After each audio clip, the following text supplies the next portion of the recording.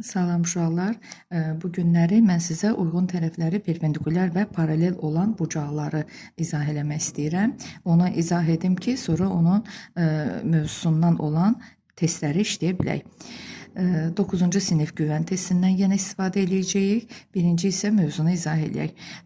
Biz keçən dəfəki videomuzda 71-ci suala qədər gəlmişdik. 71-ci sualda yeni mövzu başlayır deyə mən onu izah eləmədən orada verdim.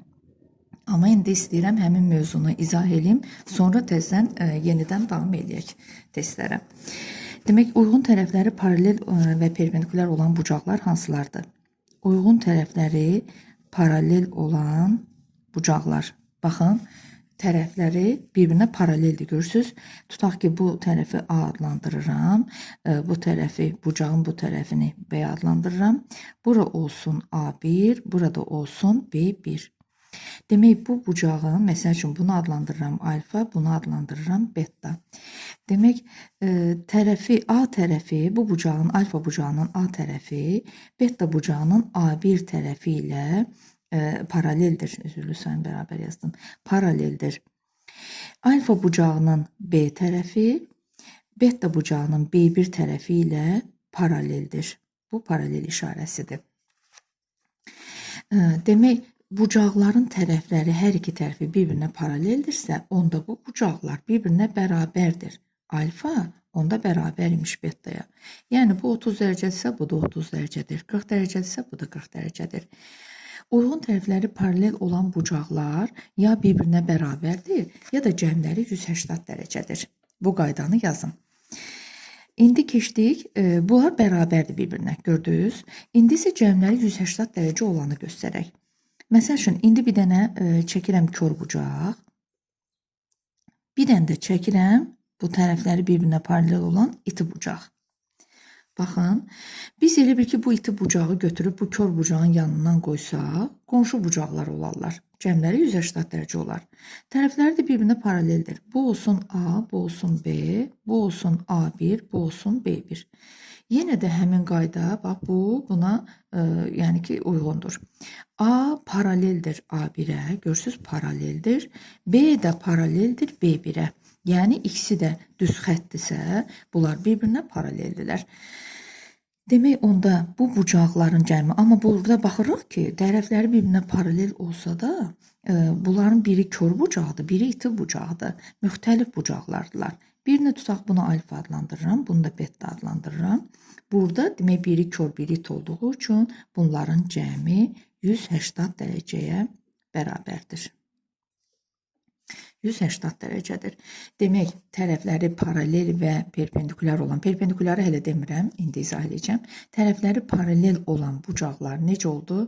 Ya bir-birinə bərabər oldular, ya da cəmləri 180 dərəcəyə bərabər oldu.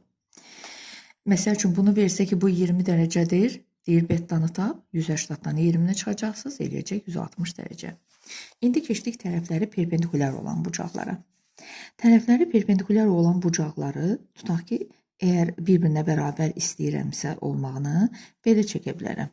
Məsəl üçün, tərəfləri bir-birinə perpendikulyardır.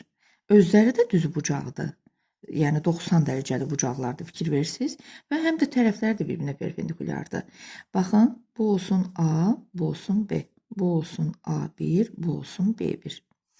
Burada A tərəfi, bu bucağın, tutaq ki, alfa bucağı, bu da beta bucağı.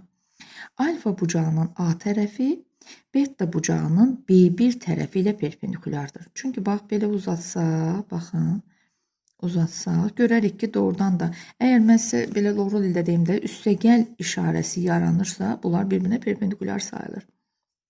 Demək, burada A tərəfi perpendikulyardır B1 tərəfi ilə. Buradakı B tərəfi isə, alfa bucağının B tərəfi isə, bu bursu beta bucağının A1 tərəfi ilə perpendikulyardır. A1 də perpendikulyardır B tərəfi ilə. Bu perpendikulyar işarəsidir. İndi burada hər biri 90 dərəcədir. Fikir verin, bu da 90 dərəcədir, bu da 90 dərəcədir. Onda demək, bunlar bir-birinə bərabər oldular. Burada alfa bərabər oldu beta bucağına. Amma indi istəyirəm ki, cəmləri 180 dərəcə olsun. Burada hətta cəmləri də 180-dır ya. Yəni mən elə şəkil çəkmişəm ki, həm də cəmləri 180-dır. 90 üstəgəl 90 elə 180 eləyir. Amma şəkli indi bir balaca fərqli çəkmək istəyirəm. Məsəl üçün, bir dənə kör bucaq çəkirəm, bir də iti bucaq. Baxın, mən sizə dedim ki, loru dildə desək, üstəyəli oxşamalıdır perpendikulyardırsa. Baxın, üstəyəli oxşadı. Bir tərəfində bu buru tərəfindən üstəyəli oxşadacaq. Baxın, bax, bu da üstəyəli oxşadı. Demək, bu da 90 dərəcədir. Demək, bax, bu kör bucaq oldu. Bunu adlandırıram beta, bunu adlandırıram alfa. İki dənə, baxın, bucaq çəkdim. Biri iti bucaq oldu, biri kör bucaq oldu. Hər ikisi kör, hər ikisi iti ola bilməz. Demək, onda burada nə oldu? Alfa perpendikulyar, alfanın tərəfləri perpendikulyar oldu, yəni betaya. Mən indi belə yazmaq istəyirəm. Alfa üstə gəlsin beta nə oldu? 180 dərəcə oldu. Yəni burada belə şəkildə bucaqların cəmi 180 dərəcə olur. Məsəl üçün bunu desək ki, alfa bucağı 30-dur, betanı tap. 180-dan 30-u çıxıb tapacaqsınız 150 dərəcə. Bu bizim dərsimizin izahı. İndi keçək dərsin ardına, testlərin ardına. Keçən dəfə 71-i eləmişdik digər videoda, indi 73-dən davam edirik. 73-də bizə deyir ki, uyğun tərəfləri perpendikulyar olan bucaqlardan birinin 20%, digərinin 60%-nə bərabərdir. Baxın, 73. Birinin 20%. Tutaq ki, bucaqlardan birinin 20%, biri bucaqların alfa olsun, məsəl üçün, biri də beta olsun. Deyir, birinin 20%, ədədin faizi necə tapılır? Vur 20 böl 100. Digərinin 60%-nə bərabərdir. Bərabərdir digərinin 60%-nə. Beta vur 60 böl 100. Deyir, bu bucaqların dərəcə ölçülərinin fərqinin modulunu tap. Modulunu ona görə deyir ki, yəni müsbət tap da, moduldan ədəd müsbət çıxır axı. Gəlin bunu həll eləyək. Tənasübdə demişəm sizə, bu tənasübdür də. Tənasübdə məxrəc-məxrəcdən ixtisar gedə bilər, surət-surətlə. 60 20-yə tam bölünür, 3 qalır. Olur alfa, burada bir dənə alfa qaldı, burada da 3 vur beta qaldı, 3 beta. Alfa 3 betaya bərabər oldu. Bu nə deməkdir? Yəni bucaqların biri x-dırsa, digəri 3x-dır. Yəni bir-birindən 3 tərəfə fərqlənir. Cəmləri də neçə dərəcədir? 180 dərəcədir. Çünki bucaqlar bir-birindən görürük də fərqlidir. Biri alfa bərabərdir, beta almadıq ki, yəni deyək ki, bir-birinə bərabər bucaqlardır. 3 beta aldıq. Fərqlidirlərsə demək mütləq cəmləri 180-dır. Yəni bir-birinə bərabərdən söhbət gedə bilməz. 4x bərabərdir 180 dərəcə, x bərabərdir 180-ı 4-ə bölürük, 45 dərəcə. Demək biri 45 dərəcədirsə, digəri də 180 çıxılsın 45 və yaxud da 3 vurulsun 45. Fərqi yoxdur. Bu da eləyəcək 135 dərəcə. Bu da bizdən bu bucaqların fərqinin modulunu istəyir.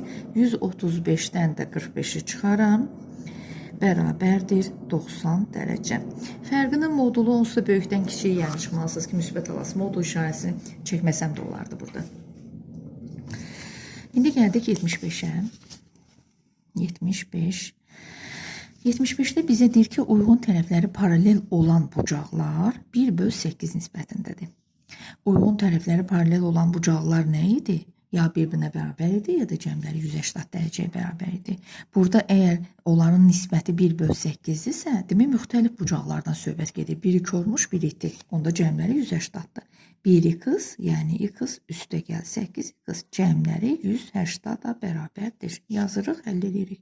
9x bərabərdir 180-a, x bərabərdir 180 böl 9, 20. Demək, biri 20-dir. Yəni, baxın, bu balaca bucağı idi, bu da böyük bucaqdır. 8-i də 20-yə vururuq, digərini tapırıq. 160 dərəcə. Biri 20 dərəcədir, biri 160 dərəcə. Bu da bizdən soruşur, böyük bucağı tapın. Cavab E variantı 160 dərəcə. Keçək 77-yə.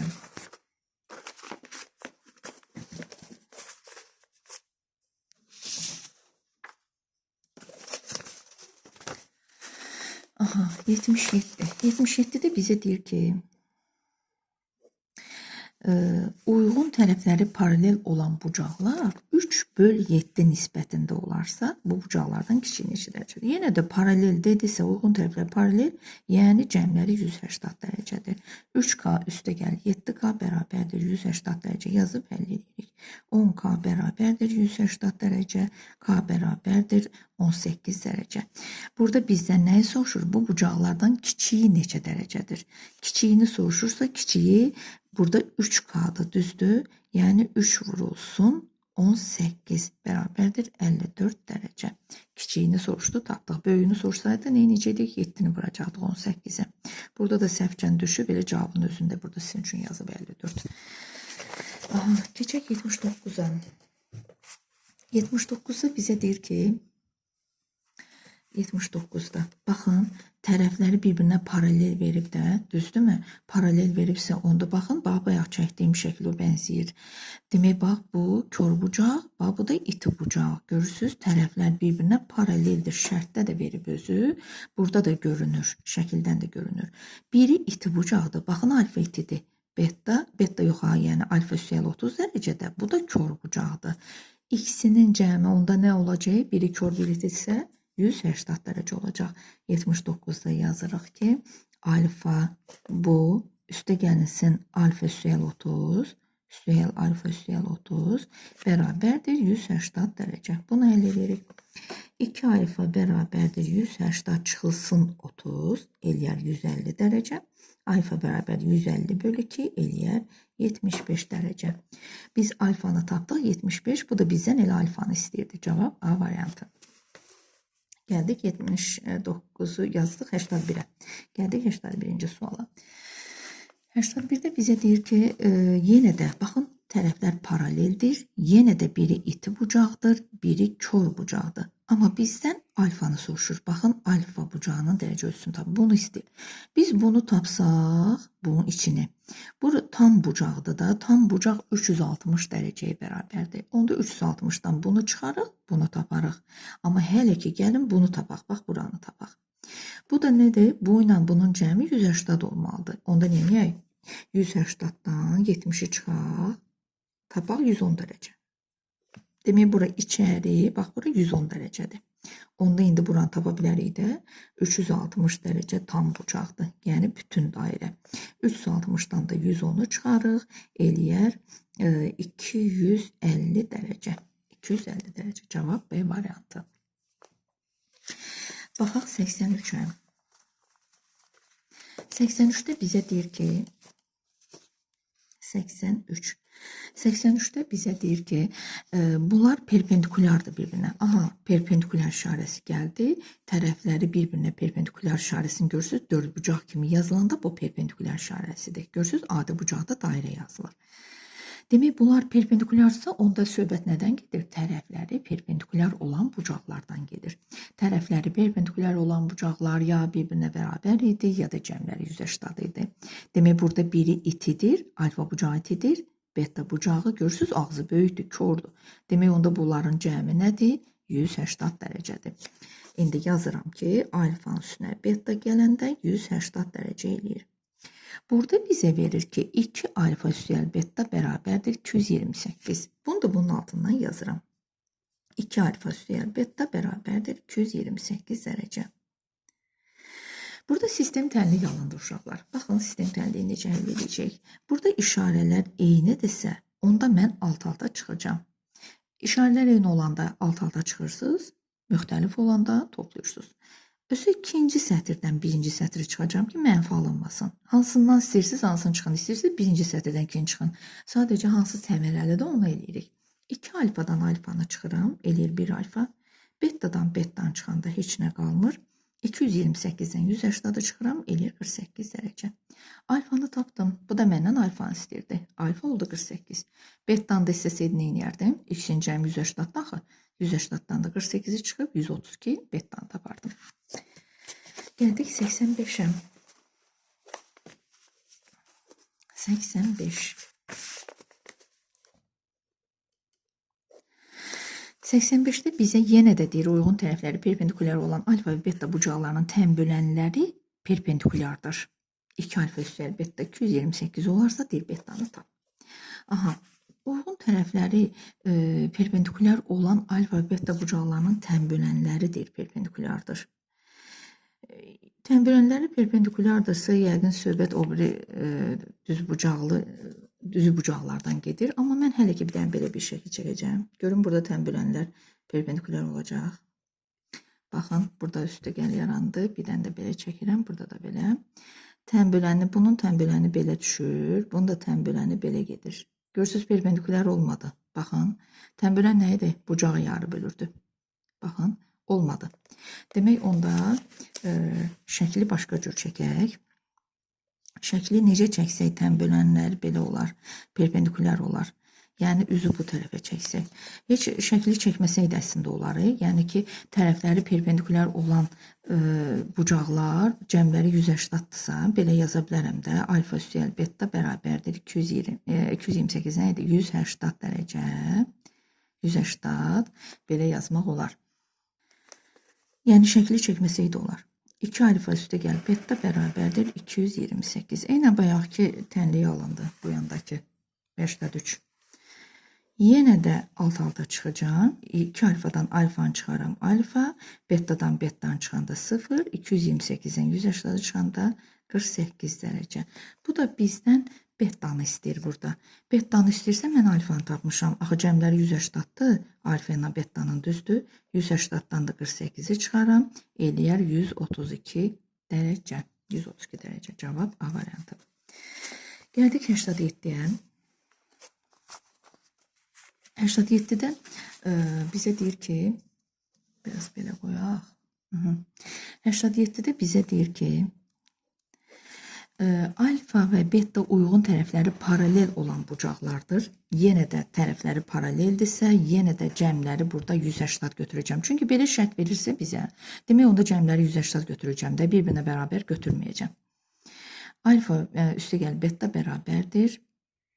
Onsuz da burada betanın mümkün qiymətlərinin cəmindir. Onda hər iki halı baxacam. Alfa üstəgəl beta 180 dərəcədir. Alfa üstəgəl 2 beta, onu da kitabdan yazırıq, 240 dərəcədir.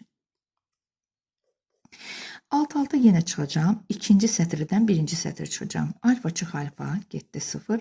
2 beta çıx beta, elədi 1 beta. 240-dan 180-də çıxanda eləyəcək 60 dərəcə. Beta 60-dırsa, alfa da 180 çıx 60. Yəni 120 dərəcədir. Çünki ikisi bir yerdə 180-dır. Bu birinci hal. Bu birinci hal. İndi keçdik ikinci halı yazmağa. İkinci halda da nə ola bilərdi? Alfa betaya bərabər ola bilərdi. Düzdürmü? Çünki bucaqlar dedik ya bir-birinə bərabər, ya da cəmlər 180-dır. İndi ikinci kitabda veriləni yenə də köçürdürəm altına. 2 beta bərabərdir 240 dərəcə. İndi bunu həll eləyəcəm. Burada alfa bərabər beta yazmışamsa, demək alfanın yerinə beta yaza bilərəm. Bax, buradakı alfanın yerinə. Yazıram beta üstəgəl 2 beta bərabərdir 240 dərəcə. 3 beta bərabərdir 240 dərəcə. Beta bərabərdir 243-ə böləndə 80 dərəcə. Burada betanı 80 aldımsa alfa nə olar? Axı alfa ilə beta bir-birinə bərabərdir. Onda bu da 80 dərəcədir. Düzdür? Demək, məndən soruşurdu 87-də betanın mümkün qiymətləri. Burada betanı aldım 60, burada betanı aldım 80. Bunların cəmini istəyir. 60 üstə gəlinsin 80 bərabərdir 140 dərəcə. Cavab oldu D variantı. D. İndi gəldik 89-a. 89-da bizə deyir 89. 89-da deyir ki, 100 dərəcəli bucağın təpəsindən çıxan şüa onu 1/4 nisbətində bölür. 100 dərəcəli bucaq, baxın kol bucaqdır da, yəni söhbət belə bucaqdan gedir. Deyir təpəsi burada, təpəsindən çıxan bucaq onu 1/4 nisbətində, yəni 1K və 4K nisbətində bölür. Bu bucaqların fərqini tap. X-i bir yerdə neçə dərəcədir uşaqlar? 100 dərəcədir. Demək, K üstə gəlinsin 4K bərabərdir 100 dərəcə. 5K bərabərdir 100 dərəcə. K bərabərdir 20 dərəcə. 100/5, 20 dərəcə. Biri 20-dir, biri 4 vur 20-dir. Baxın, biri 20-dir, biri də 4 dəfə böyük idi də 4K idi. 4 vur 20. O da bərabərdir 80 dərəcə. Bu da deyir ki, bu bucaqların fərqini tap. Biri 21-ə 80-dırsa, 80-dan da 20-ni çıxarıq, eləyər 60 dərəcə. Demək, fərqi 60 dərəcədir. Sonra cavab nə oldu burada 89-da? 60 dərəcə C variantı. İndi gəldik 91-ə. 91. Belə yazaq. 91. 91-də bizə deyir ki, 110 dərəcəli bucağın təpəsindən çıxan şüa onu 3/7 nisbətində bölür. Baxın, eynən elə buradakı şəkildir. Daha onun şəklini çəkməyəcəm. Yəni 3K-nan 7K-nın cəmi bərabərdir 110-a. 110-a.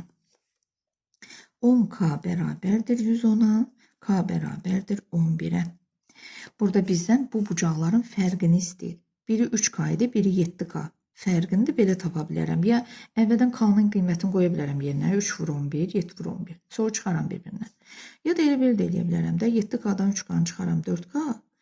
Sonra 4-ü vuraram 11-ə. Eləyər 44 dərəcə.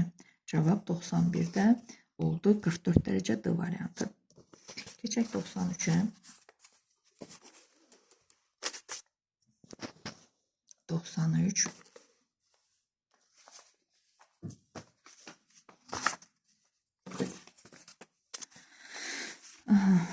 93.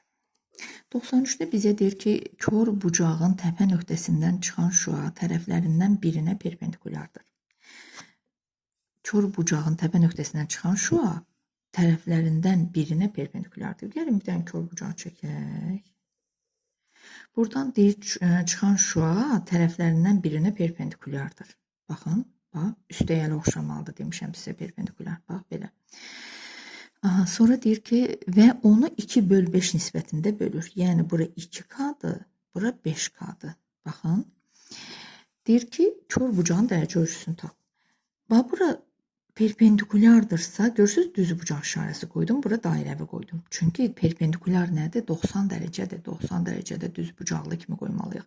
Yəni 5K neçə dərəcə oldu? 90 dərəcə oldu. Onda yazıram ki, əgər 5K 90 dərəcədirsə, K da 90/5, 18 dərəcədir. Bizdən kör bucağın dərəcə ölçüsünü istəyir. Kör bucaq neçə K-dır? 2K üstə gəlinsin 5K-dır. Düzdürmü? 7K-dır ümumilikdə. 7-ni də vuraram K-nın qiymətinə. Taparam 7 vur 8, 56, 5 yadda. 7 vur 1, 7, o da 5 yadda, 12. 126 dərəcəymiş. Cavab C variantı. Gəldik 95-ə.